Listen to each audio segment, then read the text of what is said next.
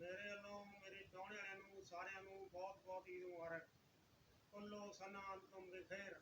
ਅੱਲਾ ਤੁਹਾਨੂੰ ਹਰ ਸਾਲ ਇੱਦਾਂ ਦੀਆਂ ਖੁਸ਼ੀਆਂ ਦਿਖਾਵੇ, ਇੱਦਾਂ ਦਿਖਾਵੇ। ਅੱਜ ਤਾਈਂ ਕਿਸੇ ਤੋਂ ਹੋਇਆ ਨਾ ਹੋਵੇ ਇਹ ਜਿਹਾ ਤੁਹਾਨੂੰ ਪਿਆਰ ਦੇਣਾ। ਮੇਰੀ ਉਮਰ 1000 ਸਾਲ ਹੋਵੇ, ਹਰ ਸਾਲ ਤੋਂ ਹੱਥੋਂ ਬਾਹਰ ਦੇਣਾ। ਸਲਾਮ ਅਲੈਕੁਮ।